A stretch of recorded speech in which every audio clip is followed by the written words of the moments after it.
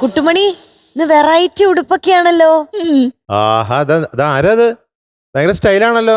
അതെ അതെ. അതെ, വേറൊരു വൈബ് അല്ലേ, വേറെ ഏതോ സംസ്ഥാനത്ത് എത്തിയത് പോലെ. വൈബ് എന്തുകൊണ്ടാന്ന് വെച്ചാൽ എന്റെ അച്ഛനും അമ്മൂമ്മയും വന്നിട്ടുണ്ട്. ആണല്ലേ? അതുകൊണ്ടാണ്. അതാണ് ഒരു സന്തോഷമുണ്ട് മുഖത്ത്. ആ കുട്ടുമണി ഇപ്പൊ ചുന്ദരി മണിക്കുട്ടനായി. ആശംസകൾ. അതെ, താങ്ക് യു. എന്തിനാ?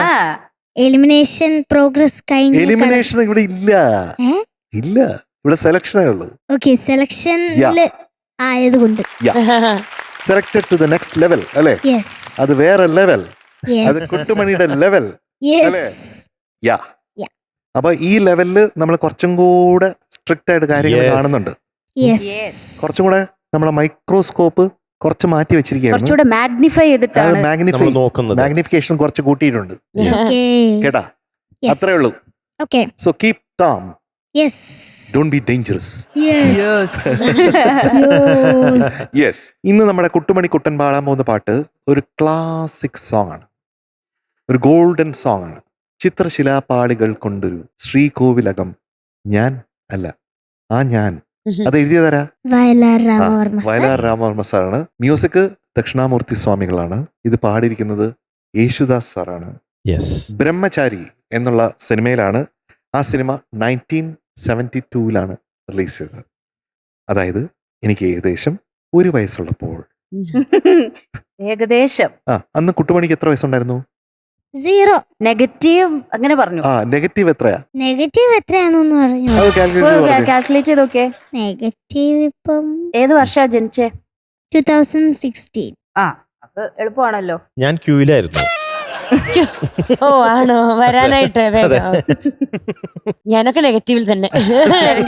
ഭയങ്കര സിമ്പിൾ അല്ലേ? 2016 മൈനസ് 1972 ചെയ്യണം. അതെ, അതെത്രയാ? 44 അല്ലേ? 44. Negative 44. Negative 44. Right. You are right. Yes. You are the right. And the link of the link. അത് തന്നെ. Okay. അപ്പൊ പാടിക്കോ മക്കളെ. Okay.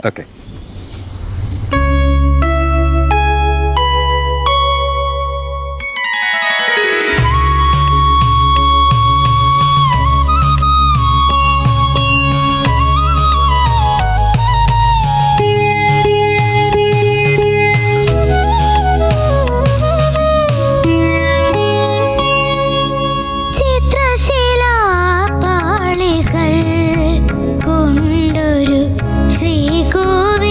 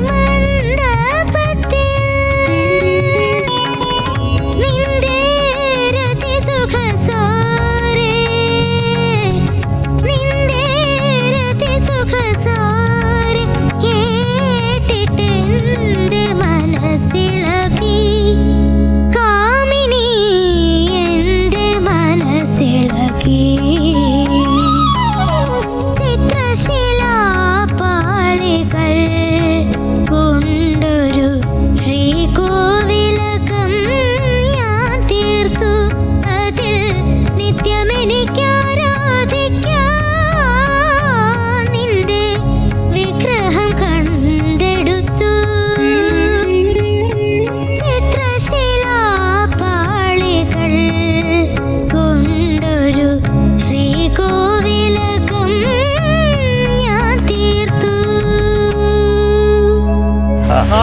Super super thank you sir. മിടുക്കൻ. Thank you. പാർത്ഥിവ് കുട്ട എന്തോ? സൂപ്പറായിട്ട് പാടി. Thank you sir. നന്നായിരുന്നു. വളരെ Thank you. മൈന്യൂട്ടായിട്ട് അവിടെയൊക്കെ കുറച്ച് ശ്രുതി പ്രശ്നം ഉണ്ടെന്ന് മാത്രമേ ഉള്ളൂ. ഓക്കെ. പക്ഷേ പാടിയതൊക്കെ മാക്സിമം ആ ദക്ഷിണാമൂർത്തി ദാസേട്ടന് പറഞ്ഞു കൊടുത്തിട്ടുള്ള പോലെ ഞാൻ കേട്ടിട്ടുണ്ട് ഈ ചില സ്റ്റേജിൽ പറഞ്ഞു കൊടുക്കുന്നത്. പിന്നെ സ്വാമിയും എനിക്ക് സ്വാമിയായിട്ട് വളരെ അടുത്ത ബന്ധമുണ്ടായിരുന്നു. ഓക്കെ. സ്വാമി മധുവങ്കളുടെ വീട്ടിൽ വരാറുണ്ടായിരുന്നു, താമസിക്കാറുണ്ടായിരുന്നു, അവിടെ സ്വാമിയുടെ വീട്ടിൽ പോകാറുണ്ടായിരുന്നു. അപ്പോഴൊക്കെ സ്വാമി ഇങ്ങനെ ഈ പാട്ടുകളൊക്കെ ഇങ്ങനെ പാടും ഇടയ്ക്ക്. അപ്പോൾ നല്ലൊരു മധുവങ്കളിന് വളരെ ഇഷ്ടപ്പെട്ട വളരെ പരിചയമുള്ളൊരു പാട്ടാണ്. ഓക്കെ. യെസ്. അപ്പം പല ഭാഗങ്ങളും വളരെ ബ്യൂട്ടിഫുൾ ആയിട്ട് പാടി താങ്ക് യു സർ. കേട്ടോ. ചിത്രശീല അങ്ങനെ പാടിയേ.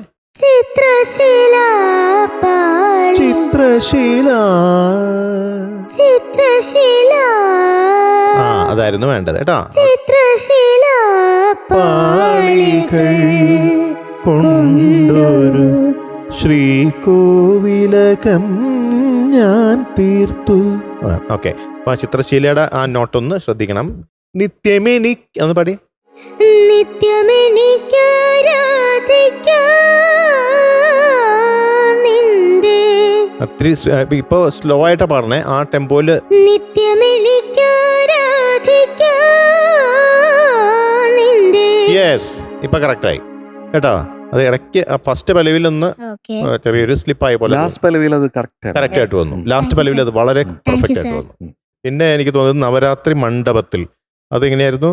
നീയാം ഗായിക നീയാം ഗായിക തമ്പുരുമീട്ടും നവരാത്രി മണ്ഡപത്തിൽ.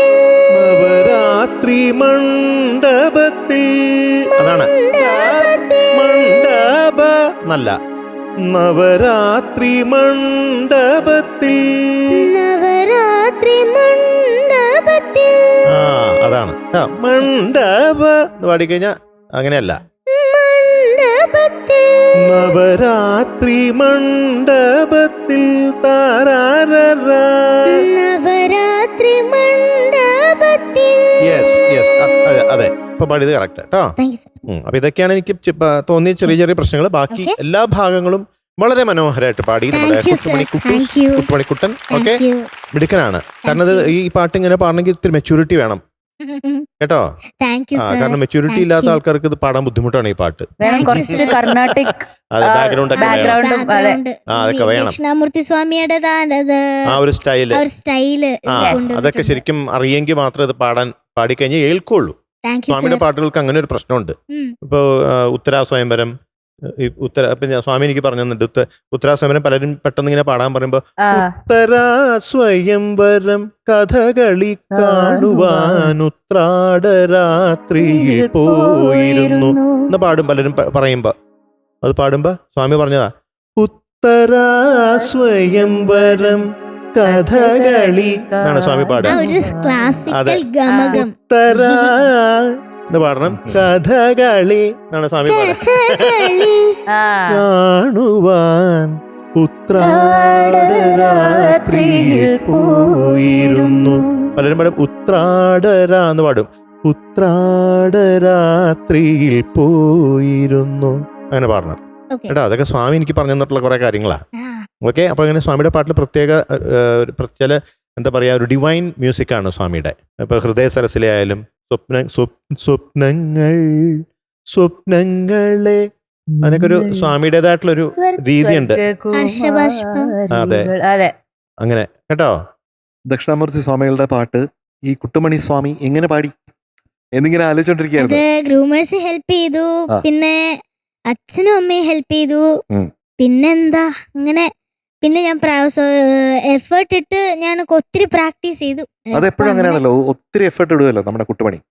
അതാണല്ലോ കുട്ടുമണിയുടെ ഒരു പ്രത്യേകത എന്ന് പറയുന്നത്. അപ്പൊ നമ്മളൊരു പാട്ട് ഏതൊക്കെ രീതിയിൽ ശ്രദ്ധിക്കാം, നമുക്ക് ശ്രദ്ധിക്കാതിരിക്കാം വേണമെങ്കിൽ. കുറച്ച് ശ്രദ്ധ കൊടുക്കാം, കൃത്യമുള്ള ശ്രദ്ധ കൊടുക്കാം, അല്ലെങ്കിൽ വളരെ സൂക്ഷ്മമായിട്ട് ശ്രദ്ധിക്കാം. സൂക്ഷ്മ ശ്രദ്ധ, അതാണ് നമുക്ക് വേണ്ടത്. സൂക്ഷ്മ ശ്രദ്ധ. പിന്നെ വേറൊരു കാറ്റഗറി ഉണ്ട്, അതിശ്രദ്ധ. അതെന്താണ്? Too much pondering into it, too much conscious. Too much conscious. അവിടെയാണ് എനിക്ക് കുട്ടുമണി എടുത്ത് ഒരു സജഷൻ പറയാനുള്ളത്. കുഞ്ഞിങ്ങനെ വളരെയധികം ശ്രദ്ധിക്കുമ്പോഴത്തേക്കും എന്താ വെച്ചാൽ ചില സമയത്ത് ആ ഒരു ബൗണ്ടറി മാറി അത് to much pondering in to വരുമ്പോഴത്തേക്കും ഈ ടാലന്റിനെ കൃത്യമായിട്ട് പെർഫോമൻസ് ആയിട്ട് കൺവേർട്ട് ചെയ്യാൻ ചിലപ്പോൾ സാധിക്കുന്നില്ല. ഞാൻ പറയുന്ന പോയിന്റ് മനസ്സിലാകുന്നുണ്ടോ? അപ്പൊ അതെന്ന് വെച്ചാൽ കുട്ടുമണി കുറച്ചും കൂടെ ടിക്കറ്റ് ഈസി ആണെങ്കിൽ നന്നായിരിക്കും എന്നുള്ള അഭിപ്രായമുണ്ട്. അതായത് ആദ്യം മുതൽ അവസാനം വരെ മുഖം ഇങ്ങനെ. അതാണ് ഞാൻ പറഞ്ഞത്.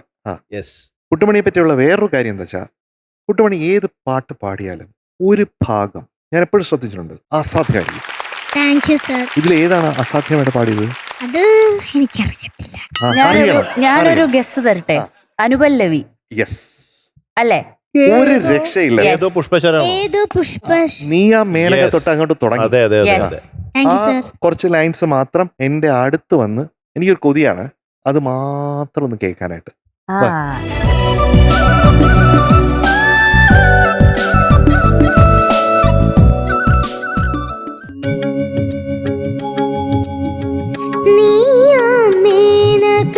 നൃത്തം വെക്കും നാൾ പാമരക്കാട്ടിൽ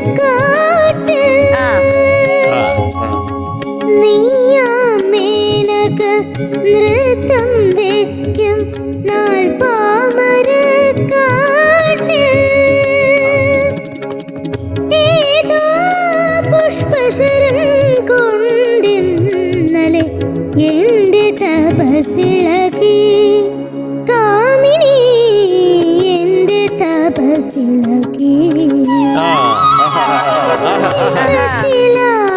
പാളികൾ കൊണ്ടൊരു ശ്രീകോവിലകം ഞാൻ തീർത്തു. Thank you, sir. This is talent for you. Thank you, sir. So wonderful. Thank you, sir. Okay da. All the best. Thank you, sir. ചെല്ലട്ടെ. Yes. കുട്ടുമണീസ്, എന്തോ? അപ്പൊ ഇന്ന് കുറെ കാര്യങ്ങൾ മനസ്സിലായില്ലേ? നമ്മൾ അടുത്ത ഘട്ടത്തിലെത്തി. ഇനി കിടലനായിട്ട് പ്രാക്ടീസ് ചെയ്യണം. പക്ഷെ എന്ത് പാടില്ല? Over consciousness. അതിശ്രദ്ധ പാടില്ല. ഓക്കെ. വേറെ എന്ത് വേണം? കോൺഷ്യസ്നെസ്. പ്രാക്ടീസ് വേണം, കൺസിസ്റ്റൻസി വേണം. ഓക്കെ. പാടുന്നത് എപ്പോഴും കൺസിസ്റ്റന്റ് ആയിരിക്കണം. ഓക്കെ. അപ്പൊ എനിക്കും ഈ അനുപല്ലവി പാടിയത് നല്ലൊരു ഒഴുക്ക്, ഒരു പ്രത്യേക ഒഴുക്കുണ്ടായിരുന്നു കേട്ടോ. ചേച്ചി മിടുക്കൻ. ഇതിങ്ങനെ പോട്ടെ, നന്നായിട്ട് പ്രാക്ടീസ് ചെയ്യാ, അടിപൊളിയാവും. ഓക്കെ. ചേച്ചി. നേരത്തെ മൈനസ് ചെയ്ത് നോക്കിയില്ലേ? ഇപ്പോ 100-ന്ന് 2 മൈനസ് ചെയ്താൽ എത്രയായിരിക്കും? 98. Yes, so that's your score. You are awarded 98 out of 100. Thank you, ചേച്ചി. കുട്ടുമണിക്കുട്ടനാണ് നമ്മുടെ പെർഫോമർ ഓഫ് ദ ഡേ. ആരെയാ വിളിക്കണ്ടേ ഗിഫ്റ്റ് തരാൻ? മധുചേട്ടൻ.